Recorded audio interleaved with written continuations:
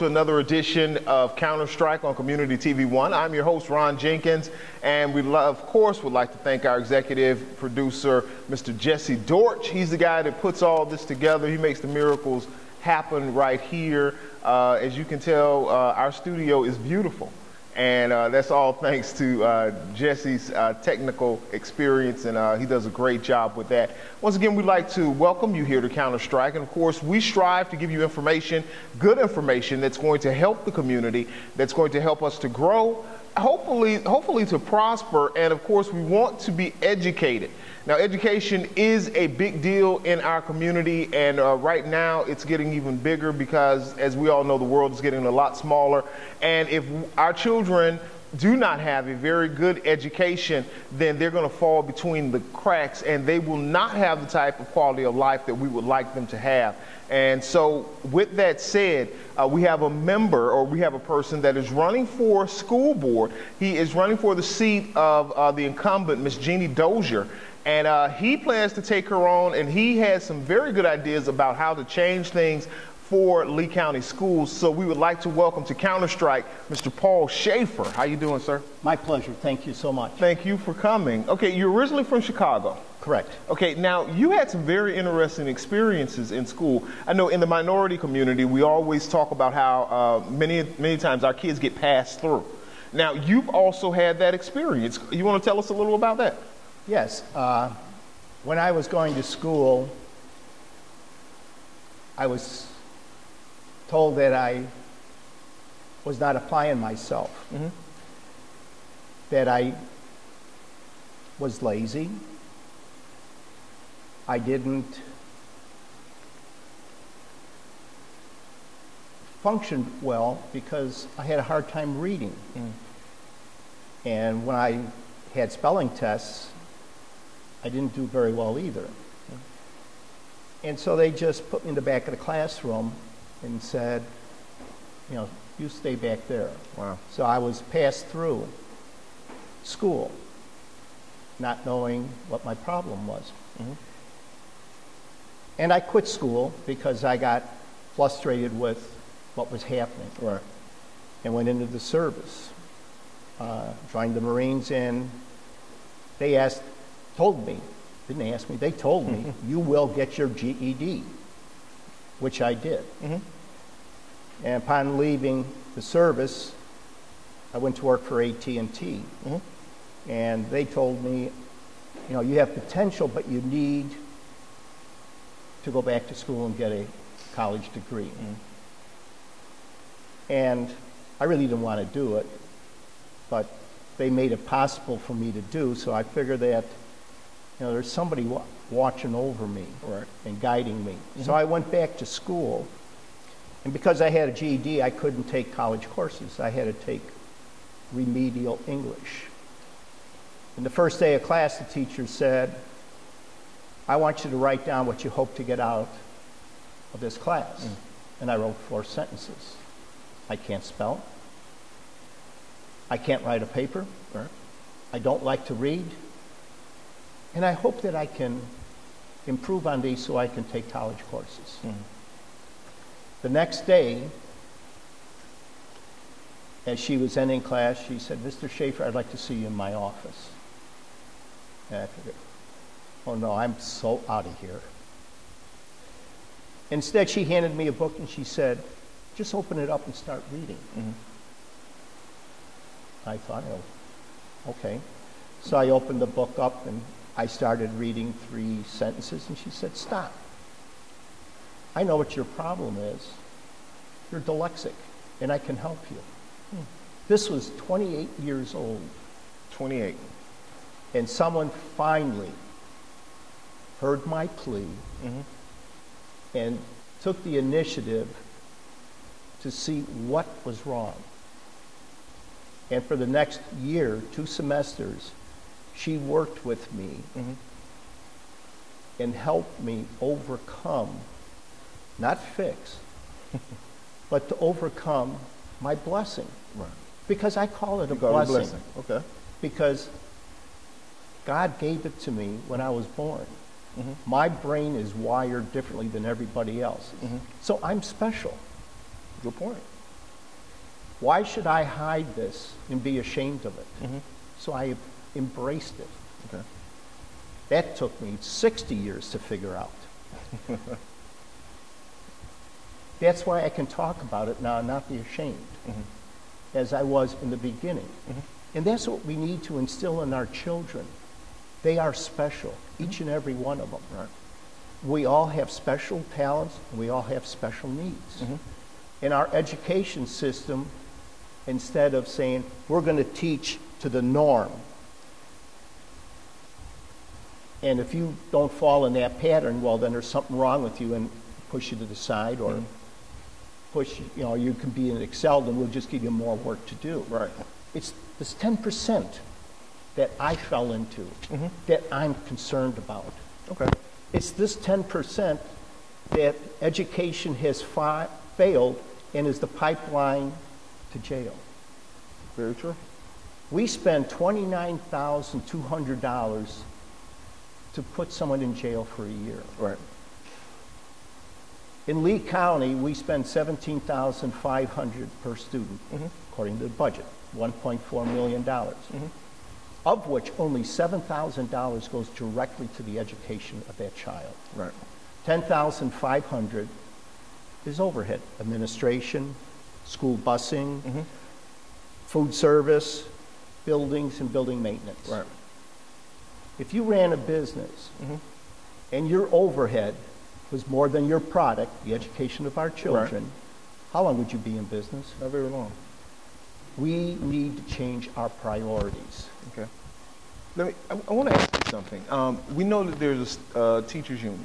Yes. And teachers unions are very, very powerful. Okay. If they were not powerful, with the onslaught and the way that certain politicians have wanted to change the Department of Education, they would have been gone a long time ago. So there's been a lot put into trying to, I guess, get rid of these teachers unions because they are powerful. Why aren't the teachers union, why don't they seem to be as progressive as they should be in trying to educate folks in, hey, the money that you're spending on the correction side will be better spent in our communities, or is money the answer? Do you think bringing more funds into the schools, is that the answer? Is it not the answer? No, I don't think bringing more money into the schools is entirely the answer. Okay. We have enough money in there. Okay.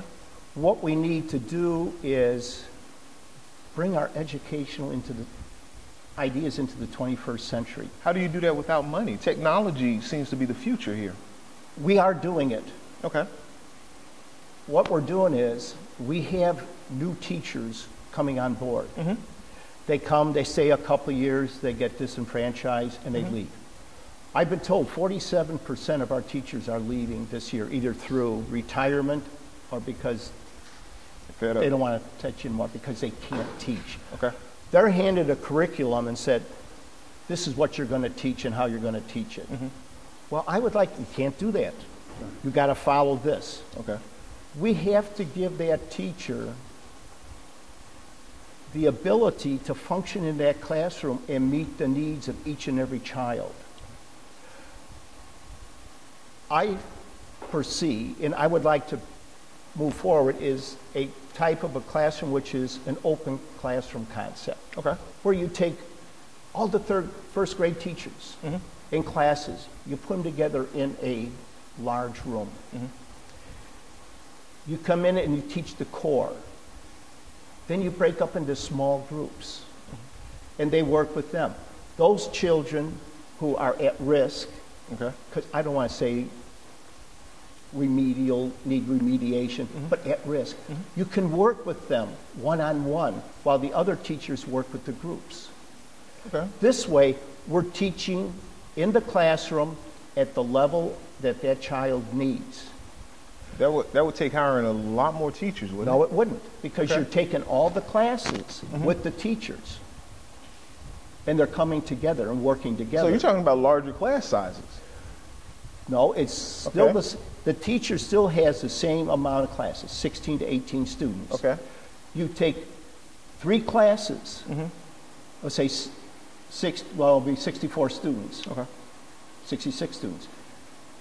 but 3 teachers, and they teach the class. Then they break into smaller groups. Okay. A group could be 8 children, and the teachers go from group to group.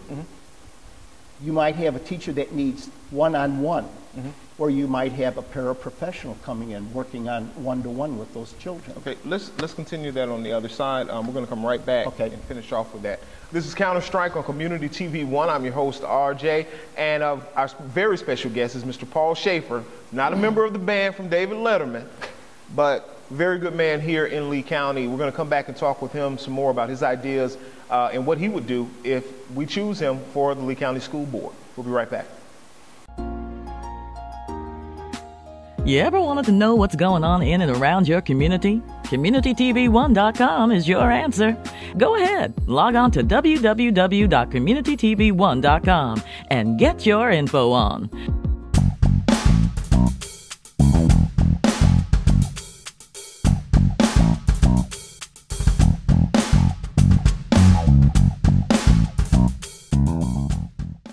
And welcome back to Counter Strike on Community TV 1. I am your host, RJ, Ron Jenkins. Our very special guest is a man that is running for Lee County School Board against the incumbent, Ms. Jeannie Dozier, Mr. Paul Schafer. Once again, sir, welcome.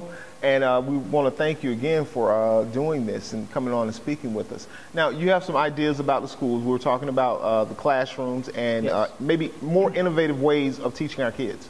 We have to bring these new ways to the table, have teacher input, the teacher union input, administration input, and the critical one is the parents' input. Okay. We need to have a discussion on how we can best teach our children. And we need more involvement from parents. We need to have the parents ask their children, what did you learn today? Tell me about it. You know, it goes back to the papers, and a lot of the people are saying our children are failing because they don't read at grade level. To some extent, that's true. But the majority of it is, that's not the problem. They can read. It's that they don't comprehend what they are reading to answer questions. Okay. We need to go back. I remember when I was in school, we read Dick and Jane. And we would read the book, and then we would discuss the book, and the children would tell what they got out of the book. Right. We need to go back to that so that there's a discussion, and children can say, well, I didn't see it that way. Have a discussion. Now, I mean, it seems that everything is geared towards test taking. That's not going to help them with the test, is it? No. In fact, I'm glad you brought that up. We have a school year of 187 days, of which approximately 60 days are spent preparing our children to take the FCAT test. Right. That's almost 1/3 of the class, the school year that's wasted taking tests. No knowledge is gained. They learn how to take a test, Right. and there's so much pressure putting on the children. I've seen children throw up because of it. They're so agitated because of all the stress that's put on them. We need to go away from that. Dr. Burke, I heard him mention that. Superintendent. Correct. That one idea would be 3 tests. You have a beginning of class test when you first return to school to see where you are. You have a midterm test to judge how far you've progressed. This is an indicator of what our children are learning or not progressing. We can then take those children in the same classroom and work with them to help improve those skills, because we now have a measurement. Okay. And then you have an end of class test to see how well the class has progressed. If there is ample progression, we've succeeded. Then a teacher can be judged on how proficient they are in teaching. Right. Go ahead. Okay, I want to go back to parental involvement. Okay, how do you get the parents involved? And it would be easy to say, oh, the school's ignoring the parents. But the fact is, the parents are ignoring the schools. Yes. Okay, my daughter, she attends Lee County schools. I feel that it's their job. Maybe they can set the outline for her education. As far as her getting that education, that's up to me and what I do at home with her and my involvement with the school. I agree that it's a partnership, but there are too many parents that don't. And I'm going to give you an example. When my child started school, and I won't say which school she started at because I'm not going to give them a compliment. When the first day that she went in, this was after preschool and pre-K. She was going to elementary school. The first day that she went in, there were no tests given. They were basically put in, she was just put in a class with the other kids. I don't know how they chose them. It seemed like it was at random. The kids went into class.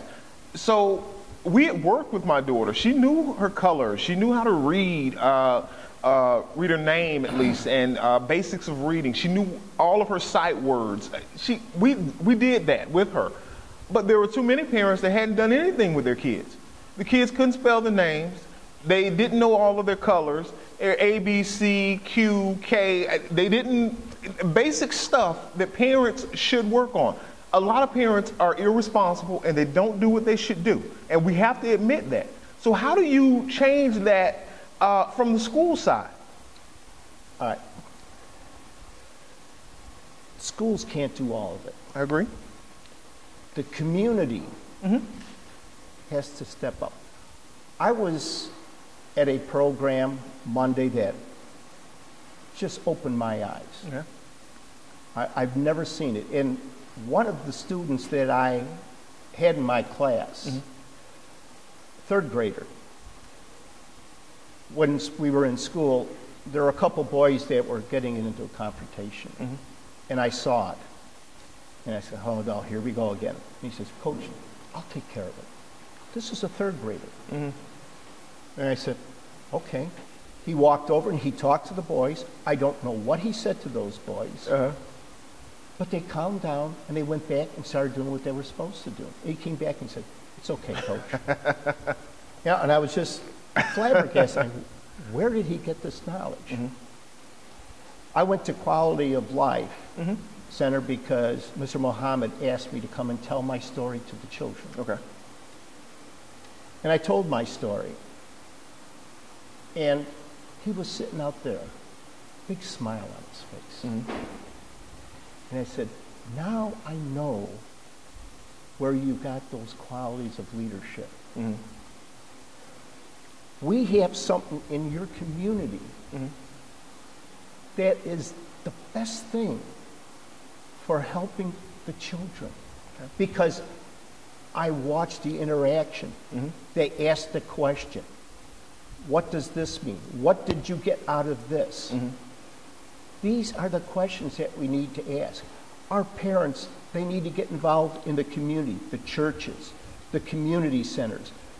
Instead of playing Pac-Man games and basketball, they need to sit down and start having interaction. How do you reach and get that message to the parents? Because too many parents have pretty much abdicated their responsibility and they feel that it's up to the schools to do everything.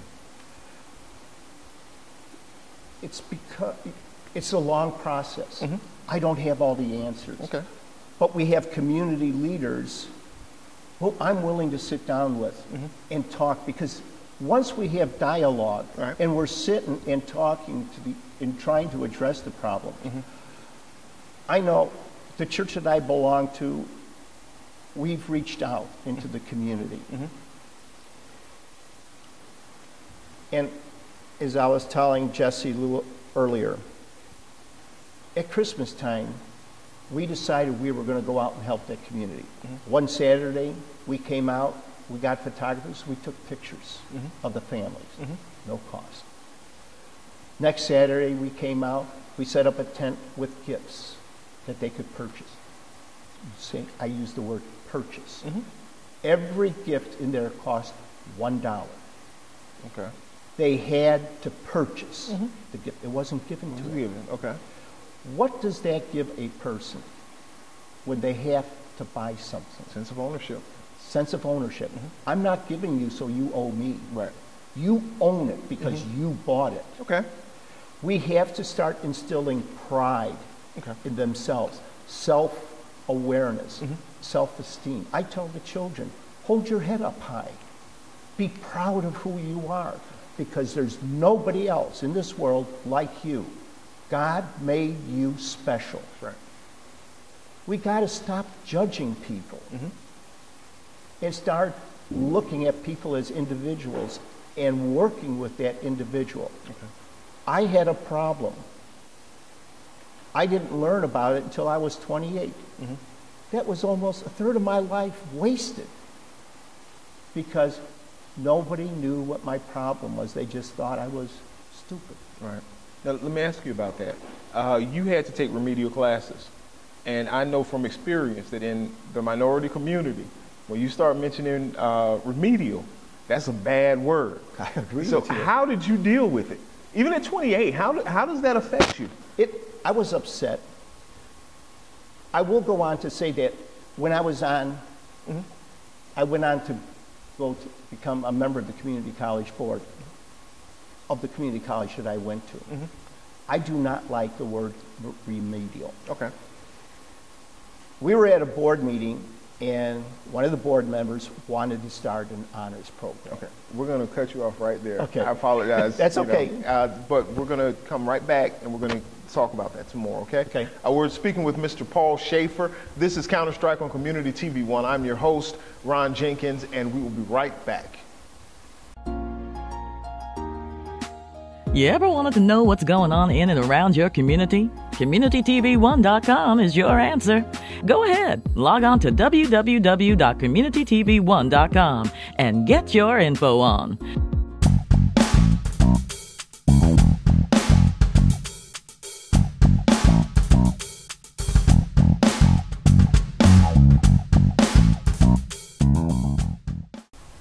And welcome back to Counter-Strike on Community TV 1. I'm your host, Ron R.J. Jenkins. Thank you so much for checking us out here at CommunityTV1.com. Don't forget, like us on Facebook, and go ahead, when you watch our videos, go ahead and give us some information. Give us some constructive criticism, something that you would like to see. And don't forget, if you'd like to advertise on Community TV 1, we're open to that also, and this is a great spot to get your product or your services looked at by the local community. Now, we have a very special guest with us. He is running for school board here in Lee County, Florida. He is going after the incumbent, Miss Jeannie Dozier, Mr. Paul Schafer.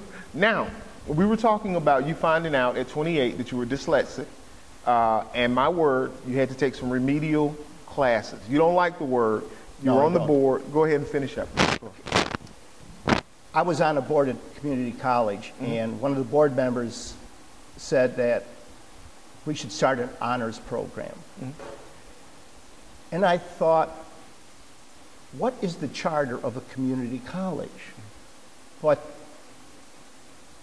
to be for those students who are not capable of going to a four-year institution, both economically or educational-wise, to prepare them so that they can go to a four-year college. We're not here to give out honors courses. We're here to help children or young adults be prepared for adult life. And I spoke up and I said, what we need is not an honors program. We need a program to help students become either able to go into a career program or able to attend and take college credit courses, if those are the career paths that they want. Right. We need to set up a center for both English and math to prepare those students to take those deficiencies that they have and enhance them so that they're able to do what they wanted to do. And they said, oh, you want to start a remedial course? I said, no. I hate that word. We're going to call it the Learning Center. Okay. Because that's what they're doing. They're learning how to prepare for life. And the message was to charge the administration to set up this program. Okay. And we were able to do it. It took 3 months to do it. 2 classrooms were now 8 classrooms. I mean, it was called the Learning Center. You paid one tuition to get into it, because we're talking young adults. Okay. And that tuition lasted for 6 months if it took you 6 months, 3 months if it took you 3 months, or a year. Right. You paid one tuition until you passed out of that class. Do you know what our success rate was? What? 95%. Wow. Because we took the stigma away, we took the time to work with students individually, and they learned. Someone cared. Right. And that's what we need to start doing. Once we show that we care and we're interested, then the child and the adults will respond, because if that child is learning, they're going to take that learning opportunity home and share it with their parents. Okay. Good So point. it's a win-win situation. That's a very good point. I have to ask you about this, and I did a radio show with the same name, Counter-Strike. One of the things that I got a lot of phone calls on was that someone said that they don't give up on kids, and I said, yeah, there's some kids you give up on. Now, I'm not asking you to agree with that. I know you probably don't, but we have these special schools. We have the Royal Palms. We have the ALCs. We have kids in our school system that, I'm sorry, whether we want to admit it or not, refuse to learn. They refuse to obey any kind of authority. Why do we continue to waste money? And again, that's my word. I'll take that. But it seems that we're wasting money because we have kids that don't want to learn, but we're trying to push them through the system. Whereas, and we're putting all this money into these schools. Why aren't we spending more money on maybe the C, B, and A students so that they can excel even further and try and figure out a different path for these alternative kids? Because they're sending them to these schools, and then they're filling the kids with this BS that, oh, if you graduate from ALC, it's just as good as graduating from a regular high school. No, it's not. That's a lie. But some people have brought into it, and they're okay with sending our kids there. So what do we do with this situation? Am I totally wrong that we should put more into trying to support our kids who are at least making the effort versus spending all this money on these alternative learning centers, including having law enforcement there to chase the kids down because they want to drag them back to school?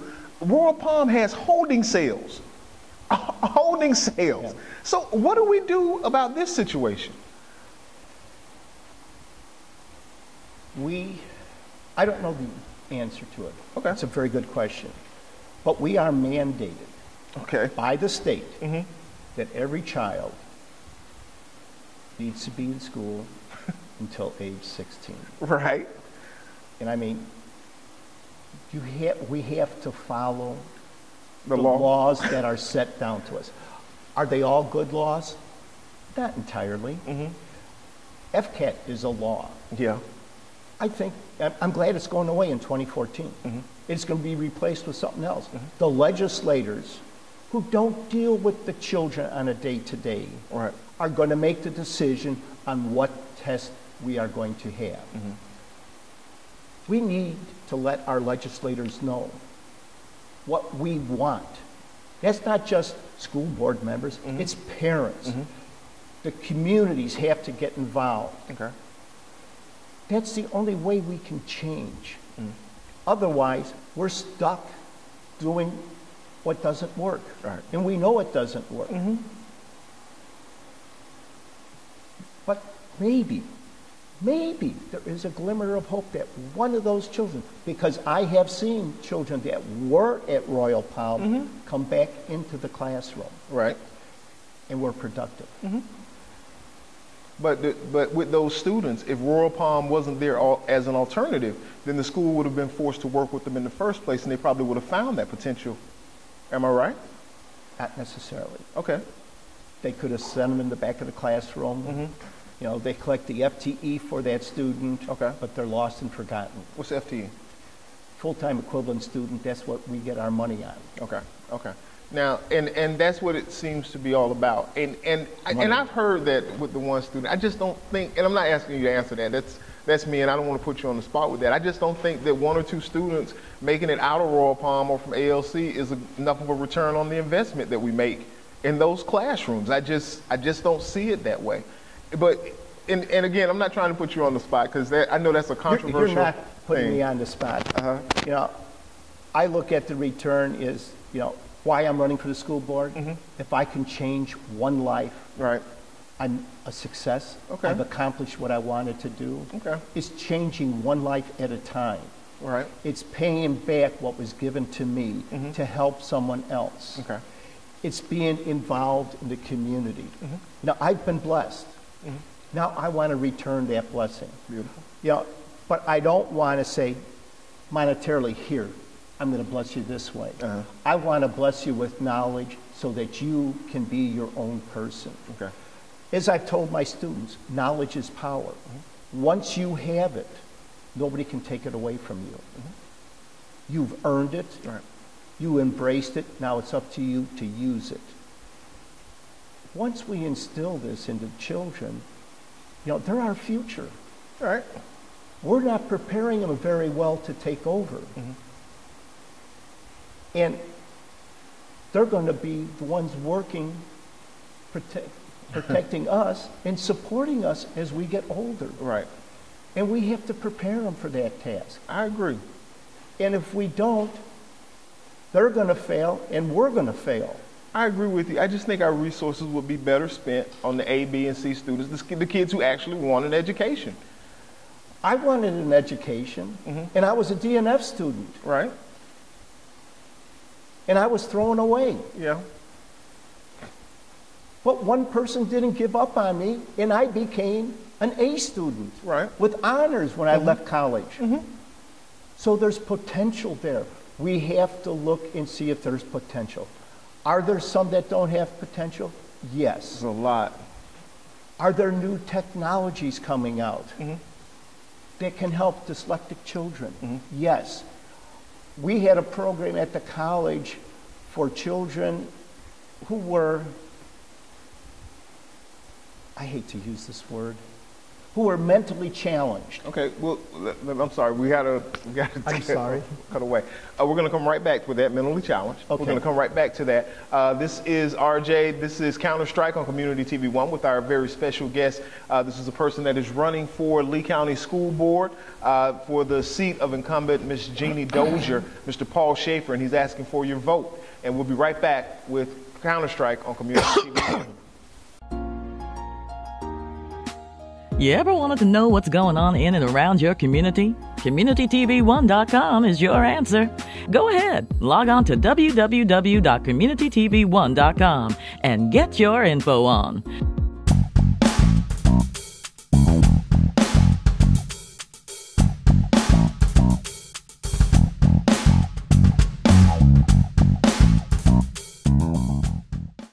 And welcome back to Counter Strike on Community TV 1. Again, don't forget to check us out on CommunityTV1.com. Our executive producer, Mr. Jesse Dorch, works very hard at keeping you informed with the latest information. You get some entertainment news there, you get the latest headlines, and you get to have some powerful discussions. And don't forget, like us on Facebook and let us know what you guys would like to hear about and anything that you'd like to see us do on Counter Strike. Our plans are to bring Counter Strike to the internet. And hopefully you guys will get a little taste of what we had here at one point, and hopefully we'll have it here again very soon. We have a very special guest with us in this final segment. Time went by really fast. We have Mr. Paul Schafer. He is running for the seat of Mrs. Jeannie Dozier, and I think he's going to give her a challenge if his message gets out there the way that it should. Thank you, sir. Now, we were talking about developmentally challenged. At the community college level again, we started a program for children with Down syndrome. They like to work. They can do tasks that are repetitive, and they're very calm with it. And instead of taking them and putting them in special homes,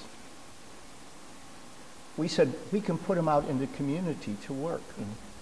And we partnered with a fast food franchise and asked them to, we allowed them onto the campus to set up their store with one stipulation, that they had to work with us with these children with Down syndrome.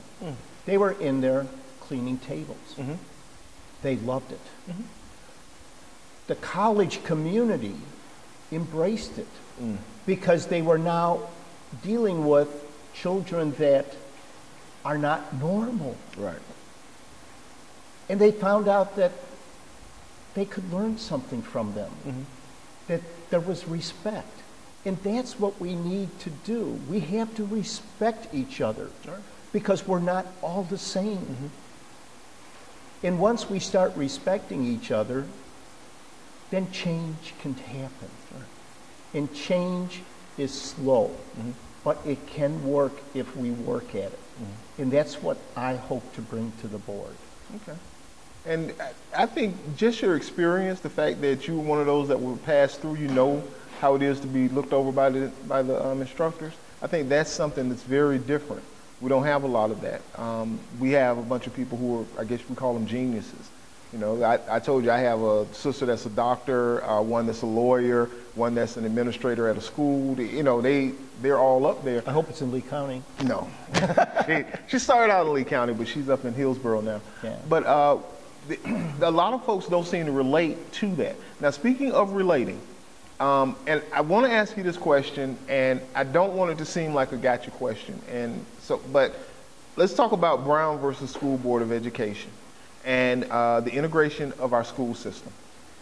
In your opinion, has it worked? And I want to explain where I'm coming from with this. The achievement gap, as far as African Americans and minorities in our school system, is extremely big.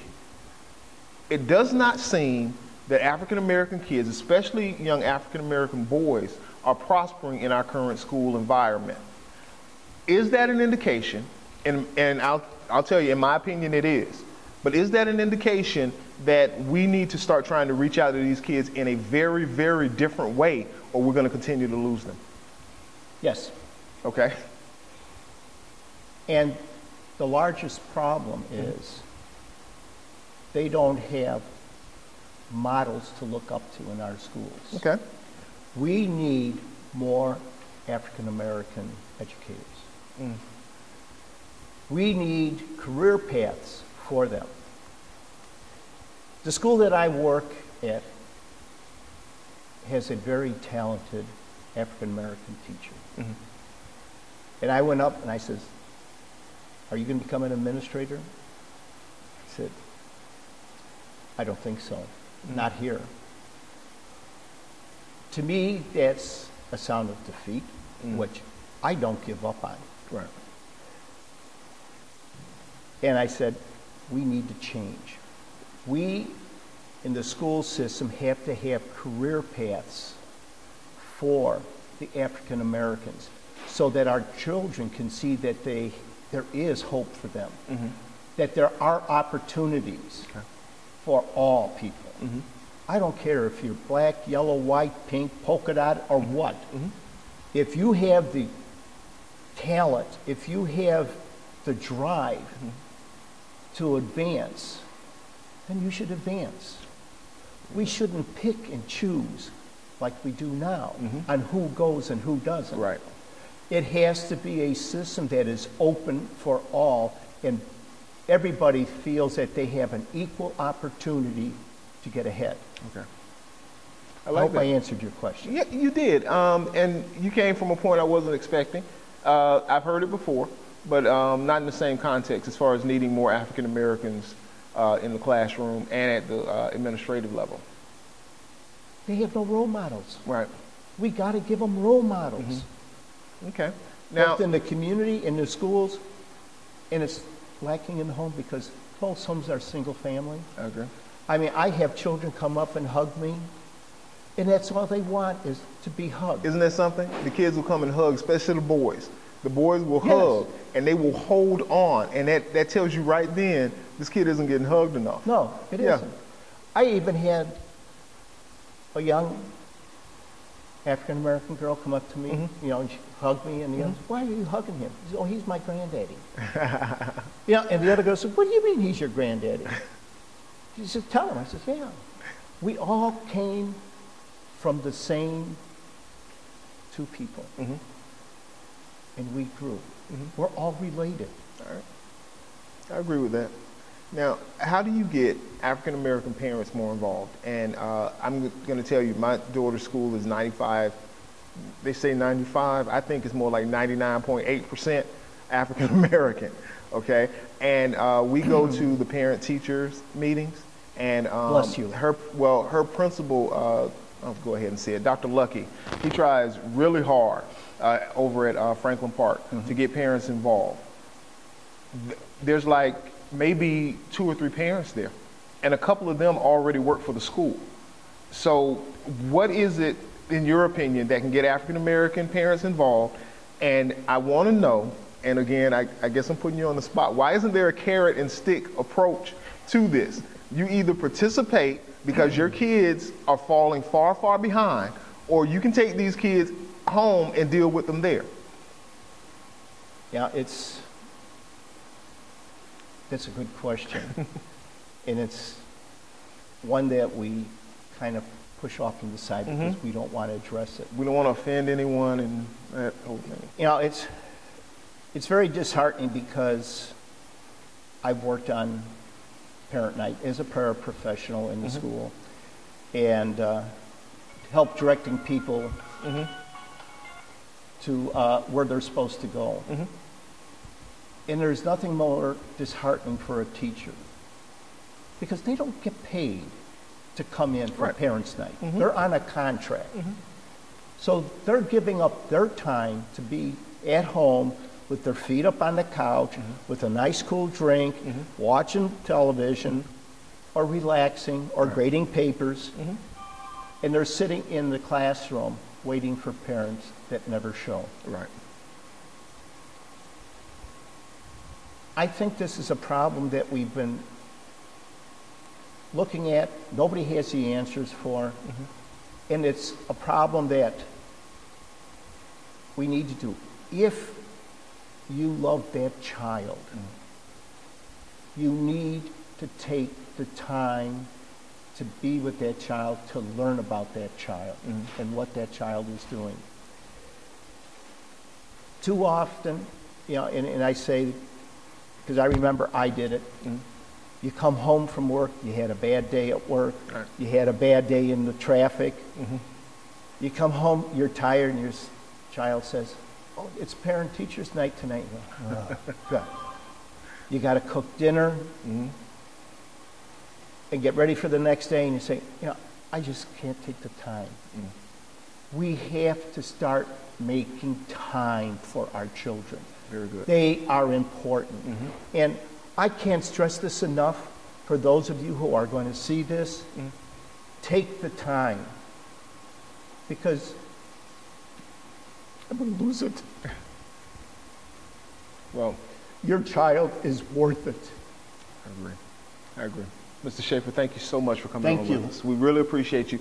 Good luck in the election. It's in God's hands. Well, I think you're going to do very well, especially if folks hear your ideas. Thank you very much for coming on to us and touching me, man. Thank you for allowing me to do this. This is my honor to be here. Thank you. And this is Counter-Strike on Community TV 1. Again, thanking our executive producer, Mr. Jesse Dortch. I am RJ, Ron Jenkins, and we'll see you next time. You ever wanted to know what's going on in and around your community? CommunityTV1.com is your answer. Go ahead, log on to www.communitytv1.com and get your info on.